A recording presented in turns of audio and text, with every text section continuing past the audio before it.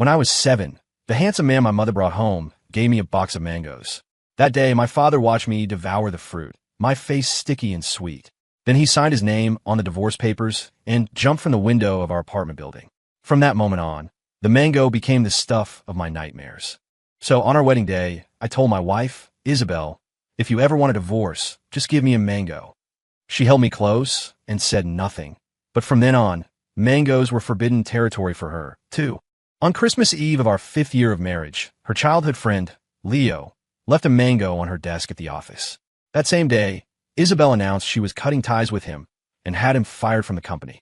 In that moment, I knew she was the woman I was meant to be with for the rest of my life. Until 6 months later, I had just returned from a 39-day grind overseas, landing a $100 million partnership deal.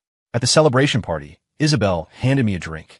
After I'd finished half of it, Leo, the same man she had supposedly fired, sidled up behind me, a smug grin on his face. "How's the mango smoothie?" he asked. I stared at Isabel in disbelief. She was trying to stifle a laugh. "Don't be mad," she said. "Leo insisted we play a little joke on you." "I didn't give you a mango," she added. "Just a smoothie." She giggled. "Besides, I think Leo's right. This whole no mango thing is just a weird hang-up. You saw how much you were enjoying it." My face went cold. I lifted the glass and threw the rest of the smoothie in her face, then turned and walked out. Some things are never a joke. The mango wasn't, and my wanting a divorce wasn't either. "1 inch, mister."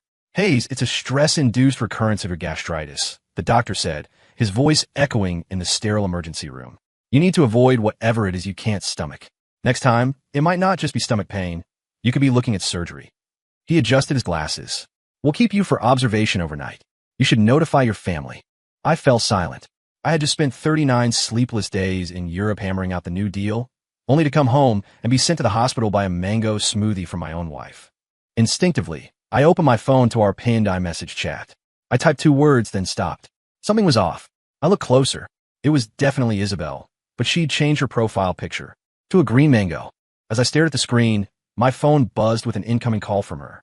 Her voice was ice cold. "I'm home. Where are you?" Silence. Any other time, I would have forgiven her instantly, pretended nothing happened, and changed the subject. But tonight, I didn't know what to say. Isabel's frustration grew. "Ethan, how long are you going to keep this up?" "The hospital," I said flatly. There was a pause on her end. She had never cared about my health. It wouldn't have crossed her mind that her little joke could land me here. "Stay there. I'm on my way."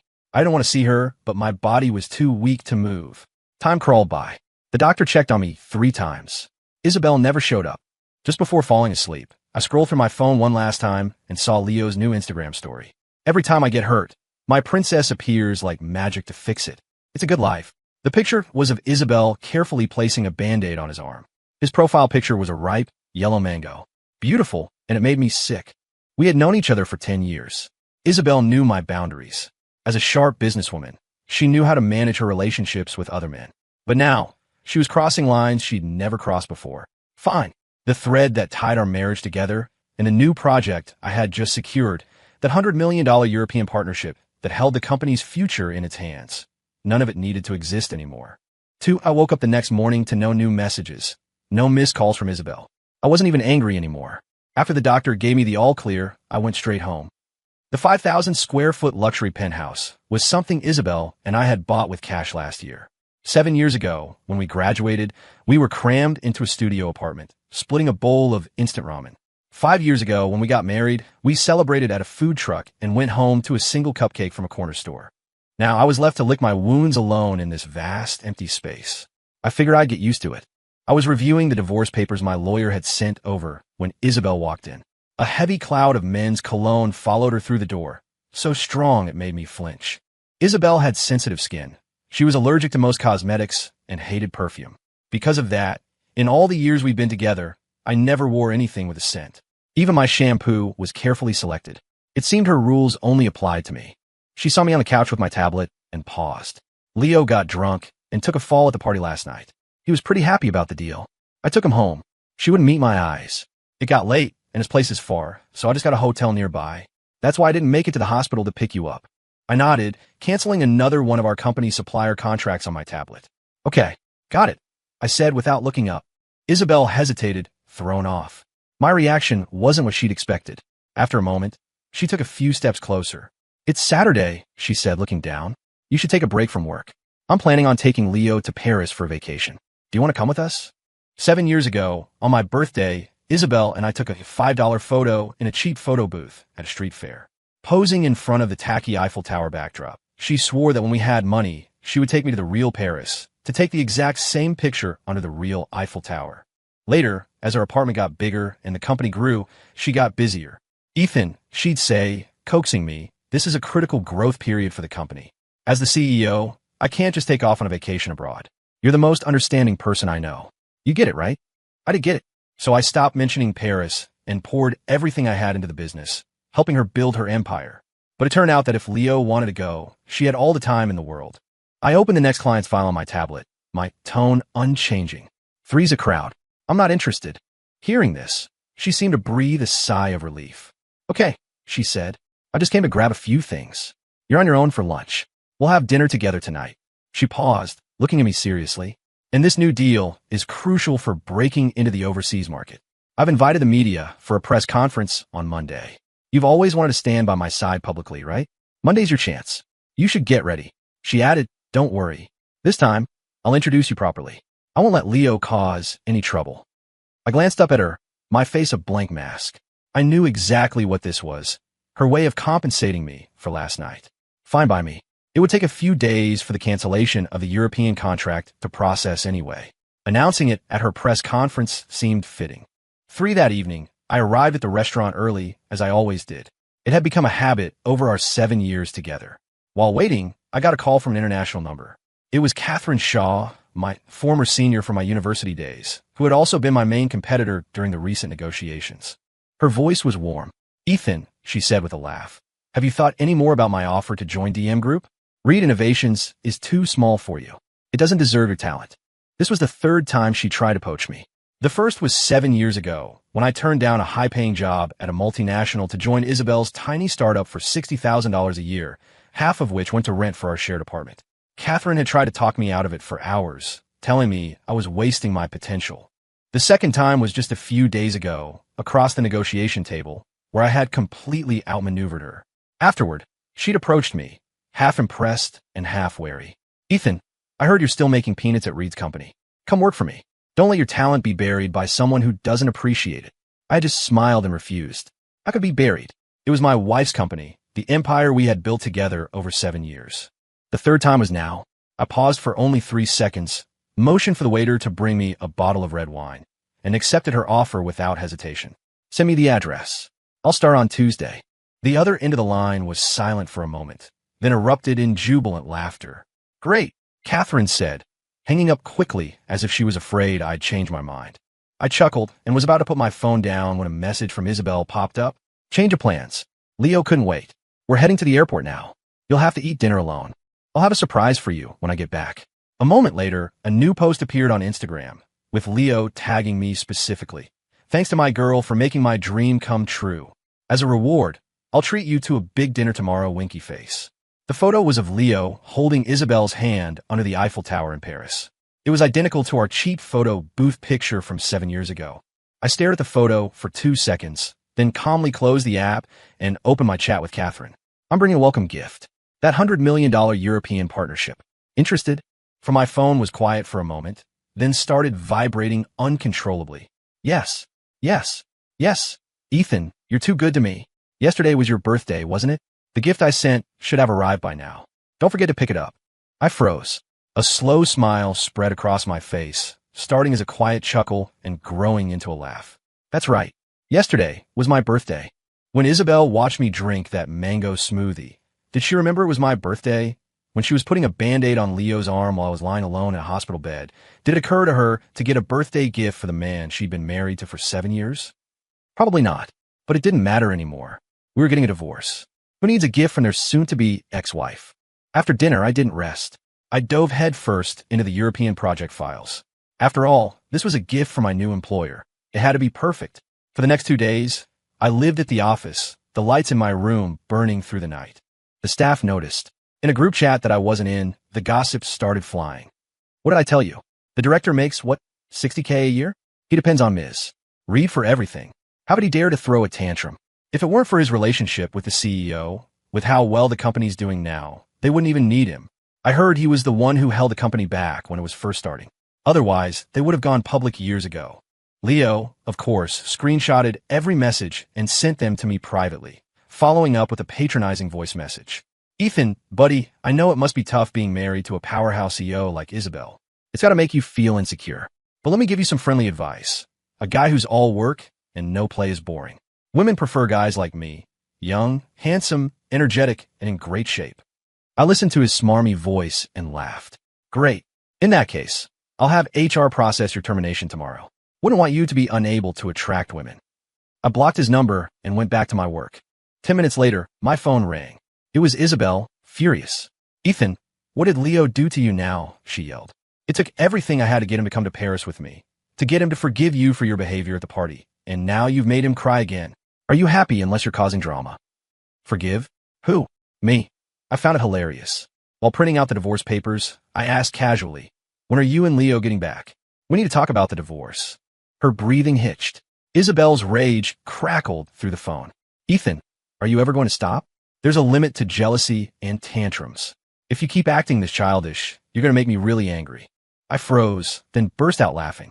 I had the divorce papers, printed in black and white, sitting right in front of me. Did she really think I was afraid of her getting angry? I've signed the papers. They'll be on your desk. Be sure to read them when you get back. Crash. It sounded like she kicked a chair. Fine, she seethed. Don't you regret this? The line went dead. I shrugged and signed my name on the papers. The next morning, the first thing I saw when I opened my phone was a notification from Isabel. It looked like she hadn't slept. At 4 a.m., she'd posted a public status update on her social media. It was a photo of her and Leo, their fingers intertwined, standing in front of the floor-to-ceiling window of a hotel room. The caption read, 7 years of storms. Thankful to have you by my side. Thousands of comments flooded in. Is it finally official? Is this the mystery man Ms. Reed has been hiding for 7 years? Isabel didn't reply, but she pinned a comment with a single shushing emoji. Then there was the company-wide announcement she'd posted in the general Slack channel. Effective immediately, Leo Vance will be taking over the position of project director. The European Partnership Project will be transferred to Mr. Vance. Tonight's press conference will also be led by Mr. Vance in Ethan Hayes' place. She knew I'd spent 39 sleepless days abroad to land that deal. She knew I'd spent my days buried in research and my nights networking, drinking until I felt sick, just to secure that partnership. And still, she did this, trying to force me to back down. My phone buzzed. A new message from Isabel. You still have a chance to apologize. I didn't reply. I tossed my phone aside and went to get ready for the day. She seemed to have forgotten one crucial detail. I was the one who made the European deal happen. The partners didn't sign with the company. They signed with me. 5 after getting ready, I went downstairs to grab some breakfast. When I came back, I found all of my belongings dumped outside my office door. My mug, my files, and the signed divorce papers, which had been ripped in half. The only thing that survived was our wedding photo, which someone had carefully placed on the windowsill. Leo was sitting in my chair, looking triumphant. Sorry, Ethan, he said with a sneer. Isabel already gave me this office. From now on, you'll be over there. He pointed to a leaky supply closet next to the men's room. I ignored him and turned to Isabel, who had been standing silently by the door. She looked exhausted, her eyes bloodshot, but a cruel smile played on her lips. Leo's right. I've already given him the office. But if you take back what you said about the divorce, maybe I could. No, thanks. I cut her off. I walked over to the windowsill, picked up our wedding photo, and meeting Isabel's slightly smug gaze, dropped it into the trash can. Don't need this anymore. You two can throw it out. I grabbed my laptop from the desk and walked out, pretending not to see the fury that flushed Isabel's face. Today was Monday. I had to be in Europe by Tuesday to start my new job. I had packing to do. I didn't go to the press conference that evening. Instead, I was at home, finalizing the last details with the European partners as a director from DM Group. The moment the confirmation came through, I received a message from Isabel. I've invited every major news outlet to a live broadcast of the press conference tonight. If you don't apologize now, the European project will really have nothing to do with you. I glanced at the message and switched my phone to Do Not Disturb. It was about time. I had a flight to catch. At 7 p.m., the media began to arrive. The event was being broadcast live across the city. Leo, looking dapper after a session with a celebrity stylist, stood with his arm linked through Isabel's, a brilliant smile on his face. Isabel, elegant in a gray power suit, anxiously scanned the crowd, her eyes searching for someone. Why isn't he here yet? The thought flickered through her mind, and her initial excitement began to curdle into unease. But the show had to go on. Isabel pursed her lips and took the microphone. Good evening, everyone. I'm Isabel Reed, CEO of Reed Innovations. Today's press conference is to announce our company's partnership with GK Group on the Victoria Project. This project will... Hold on. A reporter with a Bloomberg press pass stood up abruptly. Ms. Reed, are you certain you mean the Victoria Project? Isabel froze. Of course. This is our company's. Her assistant rushed onto the stage, whispering frantically in her ear. It's bad, Ms. Reed. A minute ago, DM Group released an official statement. They've taken over the Victoria Project. Ethan Hayes has joined their company. 6-inch what? The words didn't register at first. Isabel stared blankly, unable to believe what she was hearing. Everyone in that room, especially a seasoned player like her, knew exactly what it meant to have a project announced by a rival company. Leo's face went pale. That was a $100 million deal. Without that European contract, the company's survival was in question. Did that mean his dream of being Mr. Reed was over after just one day? He looked at Isabel worriedly, only to see her still frozen on stage, speechless. She still couldn't believe it. She couldn't believe that after the divorce, I would be so ruthless. Reporters swarmed her, shoving microphones in her face, but she couldn't form a response. She was like a statue, rooted to the spot, nearly stumbling. For so many years, I had always been lenient with her. She never imagined I would be this decisive.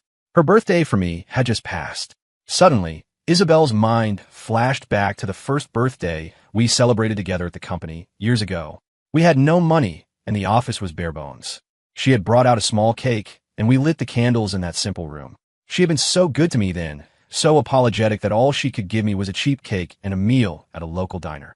Watching her look so down, I had sworn to her that one day I would lead her and her company to the pinnacle of the industry. I had always been confident in my abilities, and I had delivered on that promise. Without me, Reed Innovations likely would have failed years ago. It never would have reached its current scale. But as the company grew, as she transformed from an unknown entrepreneur into a celebrated female tycoon, she forgot who was truly keeping the ship afloat. For years, thanks to my efforts, she had basked in the glory of being CEO Isabel Reed. Everyone praised her as a self-made business genius, never knowing that I, the man she kept hidden in the shadows, was the true helmsman of the company. I used to complain about her refusal to take me to networking events or to publicly acknowledge my role. But she would tell me it was because she loved me too much and didn't want business to interfere with our relationship. It sounded flawed, but I was so in love with her that I foolishly accepted it. It wasn't until Leo appeared, ready to claim the title of Mr. Reed, that I realized how absurd I had been. It seemed she still didn't understand what losing me truly meant. Good. Let her watch as years of her hopes and ambitions turned to dust. Let her learn that with me, she was the celebrated Isabel Reed. Without me, she was nothing. Her assistant nudged her. Ms. Reed, she urged, you have to do something. How are we going to explain the European deal to the media? This isn't just about the money. It's about our company's credibility and public image. The assistant's words broke the dam. The reporter's questions became a deafening roar. Ms. Reed, can you confirm if Reed Innovations ever secured the Victoria Project? Or is there something else going on here? Ms. Reed, I'm hearing that DM Group was able to secure this deal because they poached a key figure from your company. Can you comment on that? Ms. Reed, hello. Our sources indicate that you and the recently resigned Mr. Hayes had a close personal relationship, and that Mr. Vance here allegedly came between you, driving Mr. Hayes away. Is there any truth to these rumors? The questions came one after another, aggressive and relentless. Worse, the reporter's inside information was not only sharp but accurate. The barrage of questions left her with no room to even attempt an explanation. Besides, my move had been so absolute that there was no salvaging the situation. Her only hope of saving her reputation was to get me back to the company to continue leading the Victoria Project. There was no other way. With the help of her assistant and security, Isabel and her team fled the press conference and retreated to a backstage dressing room. The entire company was in chaos, scrambling to manage the fallout and suppress the trending stories online. But the news had exploded too quickly. It was impossible to contain. Meanwhile, DM Group was fanning the flames, releasing more details about their close collaboration with GK Group on the Victoria Project. On top of that, Thanks to Leo's high-profile Instagram posts, speculation about our three-way relationship was rampant online. The prevailing theory was that Leo was the other man who had driven me away, and Isabel was the ruthless tycoon who had dumped the husband who helped build her empire once she made it big. For a company of its size, that kind of public image was a fatal blow. But at that moment, Isabel seemed deaf to the noise around her. Her fingers were clenched so tightly around her phone it looked like she might shatter it. A closer look revealed she was dialing the same number over and over on the dark screen, but the call never connected. Finally, the battery died. Realizing I had blocked her number, Isabel unleashed her fury. She hurled the phone at the wall, where it smashed into pieces. Without a second thought, she snatched her assistant's phone, who was in the middle of begging a PR firm to kill the story, and continued dialing my number. Once, twice, a third time, nothing. Finally, she resorted to a barrage of frantic text messages. Ethan, where are you? You were in charge of the European project. What is going on? Are you trying to ruin me? Stop this. No matter what, I will not agree to a divorce. Come back to me and fix this mess. We're husband and wife. We promised to be together forever. Have you forgotten? Message after message went unanswered. Isabel ordered her assistant to keep calling, but by then, my phone went straight to voicemail. The assistant timidly showed her the red call failed screen. Ma'am, Mr. Hayes has turned his phone off. Isabel's face darkened, her expression turning ugly. But the nightmare wasn't over yet. Just when she thought things couldn't get worse, another assistant burst into the room, pale and panicked. Ms. Reed, it's terrible. Mr. Hayes just posted your signed divorce papers on his Twitter account. And what? Isabel asked, her face ashen. And a screenshot of Mr. Vance's Instagram post, the assistant whispered, her voice barely audible. The one that said, 7 years of storms. Thankful to have you by my side. It was as if Leo was waking from a long dream. He stumbled out from a corner of the room, grabbed the assistant, and yelled, half accusing, half panicked, what did you say? Who gave that bastard Ethan permission to do that? If Leo had the nerve to be the other man, he knew that if the truth came out, he'd be drowned in public contempt. My tweet had just hammered the final nail in the coffin for both of them. My leaving with the Victoria Project would no longer be seen as cruel. People would see it as a brilliant, calculated act of revenge. Before Leo could say another word, Isabel slapped him hard across the face. The sound echoed in the silent room. His head snapped back, and he stumbled to the ground, a red welt already forming on his cheek. He stared at her in disbelief. Who gave you the right to talk about him like that? Isabel's voice was shaking with rage. Ethan Hayes is my husband. What are you? Her mind raced back through the countless times I had forgiven her after being pushed to my breaking point. A wave of regret washed over her for how she had neglected me. But she still believed that no matter what had happened, I still loved her. She made a silent vow. She would get me back. She would win my heart again. She would not agree to this divorce. Everything that had happened was just a small, unfortunate chapter in their lives. 7 My life at GK Group's European headquarters was good. Catherine recognized my abilities and put me on several major projects. The fact that I had arrived with a $100 million dowry silenced any executives who might have been skeptical of my sudden high-level appointment. Here, hard work and compensation were directly proportional. I was no longer doing $50 million work for a $60,000 salary. I felt free. Work was demanding, which kept my days full. I gradually began to forget the past. The bitterness I held toward Isabel and Leo faded, or perhaps it's more accurate to say I couldn't be bothered to care anymore. I never expected my peaceful new life to be interrupted so soon. The seasons were turning toward autumn. The plane trees outside the office were shedding their golden leaves. And there, standing in the soft European breeze, was the tall, achingly familiar figure of Isabel. It was clear from her silhouette that the past few months had taken their toll. She looked exhausted, with no energy left for appearances. She seemed worn, older. I had no desire to get entangled with her again, no desire to even speak to her. I tried to slip past unnoticed, but it was no use. The moment she saw me, she rushed forward and grabbed my arm, her eyes pleading. We need to talk. I shook her hand off. What is there to talk about? I said coldly. 10 minutes, she begged, her voice fragile. Ethan, I have never begged anyone for anything in my entire life. Please, I'm begging you. Just give me 10 minutes. The irony was staggering. We had fought for years to build our company in Chicago, closing deal after deal, and she claimed she'd never begged anyone. Of course she hadn't. The company's profits, every single contract had been secured by me, by calling in favors, by drinking myself sick at dinners, by pulling all-nighters to perfect proposals. She never had to lift a finger, so who would she have needed to beg? I found myself morbidly curious to hear what other hurtful nonsense could possibly come out her mouth. I stopped trying to pull away and led her to a nearby cafe. I started a stopwatch on my phone and waited. "Ethan, where have you been? Do you have any idea how long I've been looking for you?" She began, her words as polished and insincere as ever. "When I left, I made my move public. Any idiot knew where I was, let alone her. The lengths she would go to in order to perform this charade of devotion were truly something else." I glanced at my watch and smirked. "If you're going to waste my time with this garbage, we don't need to spend the next 8 minutes here." Her words caught in her throat. "Ethan," she said, flustered, "we don't have to be like this. I really have been looking for you. You left so suddenly, I wasn't prepared." She took a breath. "Couples fight and make up. I didn't do anything to wrong you. Why did you have to be so extreme and demand a divorce? You have to at least give me a reason.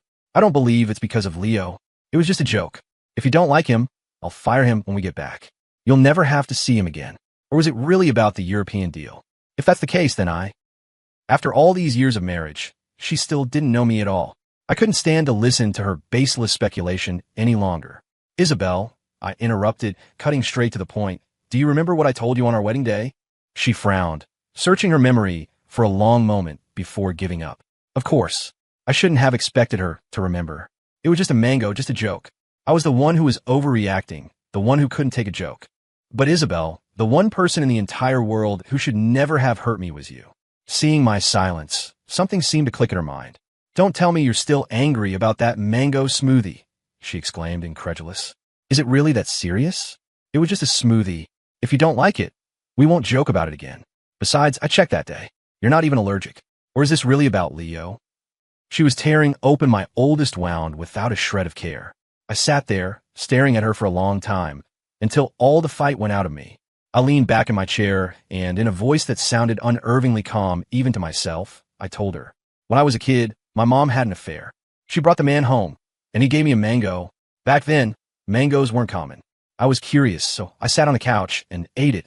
My dad came home and saw the mango in my hand. He didn't say a word. He just walked to the window and jumped." Isabel's mouth fell open. Her expression shifted from shock to stunned silence. "You said it was just a joke," I continued. "Maybe to you it was, but it wasn't to me. So can I go now?" I stood up to leave. Isabel knew that if she let me walk away this time, it would be over for good. She lunged forward, blocking my path again. "I'm sorry, Ethan. I didn't know," she cried, grabbing my hand and pulling it toward her, trying to make me hit her. "It was my fault. I was horrible. Hit me. Please hit me." Her theatrics ignited a firestorm of anger in me. I wrenched my hand free and slapped her across the face. The sharp crack echoed through the quiet cafe. "Have you made enough of a scene?" I yelled. "I'm not telling you this because I want an apology," I said, my voice shaking with rage. "I'm telling you this so you understand that we are over. The mango was my line in the sand. You crossed it for Leo, and that means there's no going back for us. Do you understand?" It was like she couldn't hear me. Her eyes were filled with a profound sadness. "So you hate me that much?" she whispered. "You hate me so much that you had to take the Victoria Project to bankrupt the company we built together just to get back at me? You're overthinking it. The Victoria Project was always mine. I was just taking what belonged to me. Now stop hounding me." My words didn't seem to register. She looked like her soul had left her body. "If I didn't care about you taking the project," she murmured, "and if there was no Leo, and no—" Her voice became a choked whisper. "No mango that day. Would you come back to me? If. The world is full of ifs." I pulled my arm from her grasp. "No," I said, my voice firm and final. I walked out of the cafe, not bothering to look back at the expression on her face. After that day, Isabel started showing up at my office constantly, refusing to return to the States. Catherine, worried I might fall back into old habits, gave me a daily lecture. She was convinced Isabel was only there for the $100 million deal, not because she actually loved me. She promised she would help me get rid of my toxic ex. I knew Catherine meant well, but the Victoria Project was already well underway, with both companies deeply invested. Even if I were a complete novice, I wouldn't be stupid enough to walk away at this stage. "Don't worry," I told her. "I'm not going back with her." Catherine eyed me skeptically. "I don't know. You worked for her for peanuts for years. What if you bolt?" I just smiled and didn't answer. That was then. This is now. Fortunately, Isabel's persistence had its limits. After weeks of hounding me with no success, she finally seemed to accept that some things couldn't be forced. She returned to Chicago, defeated. The same day she landed, Leo was right back by her side. As the man who had brazenly tried to steal my job, He had no concept of how vital I was to the company. He thought Isabel could run things just fine without me. He was still clinging to his dream of becoming Mr. Reed, of marrying into wealth. The moment she was back, he was all over her. "Izzy, don't be sad over someone who isn't worth it," he said, trying to rally her spirits. "I'm here. Even without his stupid project, we can keep the company afloat. We can't give up. Tomorrow, we'll go out and land a new deal. You'll show that man he made a huge mistake not choosing me." Isabel, her head already spinning from his misplaced bravado, somehow forgot her own limitations. Having coasted on my success for so long, she actually started to believe she had the talent to continue as CEO. But she forgot that in business, reputation is everything. Losing the Victoria project was a blow, but the public confirmation of her affair and Leo's role as the other man was catastrophic. Her name and her companies were mud in the industry. No one would work with them. At first, Leo was full of fighting spirit, working late on proposals and secretly tracking my progress overseas. But the more successful I became, the more imbalanced and jealous he grew. 3 months in, when Reed Innovations couldn't make payroll and had to start liquidating assets, he finally snapped. "Can you even run a goddamn company?" he screamed at her. "At this rate, we're going to lose everything. Forget being Mr. Reed. I'll be begging on the streets with you." Isabel, staring at a spreadsheet filled with professional jargon she didn't understand, was already at her wit's end. "You have the nerve to blame me?" she shot back. "How are you any better than Ethan? He never bothered me with these small details. All I ever had to do was sign the papers. I never had to work this hard." They tore into each other, all pretense is gone. But their fighting couldn't stop the inevitable. Soon, Reed Innovations collapsed. To cover the financial hole, a court ordered them out of the penthouse we once shared so it could be auctioned off. Even after losing everything, they didn't try to find honest work. To maintain their lavish lifestyle, they turned to gambling and quickly burned through what little they had left. The last I heard of them, they had been arrested for theft and sentenced to 6 years in prison. The news reported on the final, pathetic downfall of two once celebrated figures. Meanwhile, my life and career only got better. 2 years later, on the strength of my outstanding performance and having led my team to close several high-profit deals that were considered nearly impossible, I was promoted. I was named the CEO of DM Group's North American division. On the day of my official appointment, the company held a major press conference. Many of the reporters in attendance were the same ones who had been at Isabel's disastrous announcement. They were fascinated by my journey over the past few years, and I answered all of their questions. Only the very last reporter asked something completely unrelated to the day's event. "Mr. Hayes," she said, "are you aware that today is the day your ex-wife, Isabel Reed, officially begins her prison sentence? Your sudden departure from her company is still a topic of much debate. Would you be willing to share your side of the love, hate, and drama between you and Ms. Reed?" I paused for a moment, then smiled. "I'm grateful for everything in the past, and I wish the best for everything in the future. But the past is the past. It's time to turn the page." The reporter asked no more questions. I thought to myself, let the past end here. I will be happy. I will be happier and happier.